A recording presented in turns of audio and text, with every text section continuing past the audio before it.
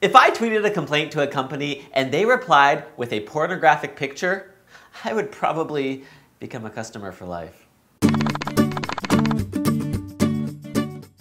If you have a Twitter account, you've probably tweeted a complaint at some point. It seems like if we're not tweeting about what we just ate or what we're doing, we are whining about something. And usually if it's to a company, they will reply to you, which is what US Airways did when they got a complaint, but they also included a picture of a plane crashing into a vagina. Elle Rafter, who is apparently a chronic bitcher according to her own profile on Twitter, tweeted to US Airways she was not impressed that her flight stayed an extra hour on the tarmac, resulting in a 1-hour delay in her arrival time. US Airways replied by apologizing. She apparently did not accept their apology and told them that she's apologized many times before. They replied with this: "We welcome feedback, Elle. If your travel is complete, you can detail it here for review and follow up," with a link that went to this. The only difference being that the picture wasn't censored. There was no black box on this plane, if you know what I mean. If you want to see it as Elle saw it, I'll put a link in the description below, but just be warned, NSFW doesn't even begin to cover this. Now, the tweet was pulled down about an hour later, but like this woman's legs, it spread quickly.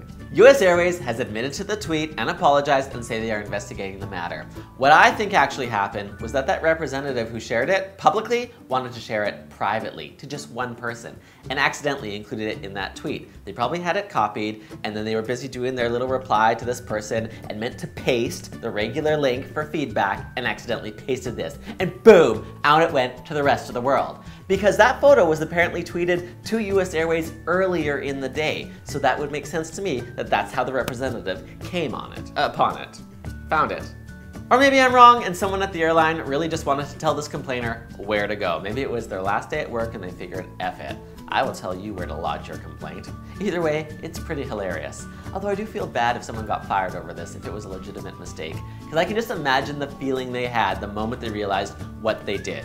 Probably similar to the feeling that I had when I arrived at the airport in Arizona last week to come home from my vacation, and they told me that I'd actually booked my flight for a week later. It's that, what the f have I done, I am such an idiot feeling that an absent-minded klutz like me is so used to having. In my case, I just had to pay an extra $150 and wait 7 hours, which allowed me to have another beautiful day in Phoenix. In this case, someone either probably got fired or lost any chance of having a good reference if they were quitting. If this was me though, I would totally come clean about it, because you know the internet is lining up to give this person a high five.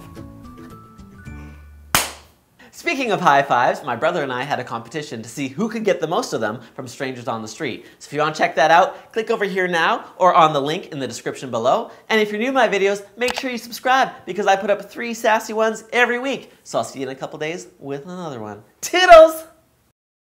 US Airways apologized. It's time to apologize. Elle Rafter, who is apparently a chronic bitcher, according to US Airways has admitted to the tweet and say they are investigating what happened. I suck balls.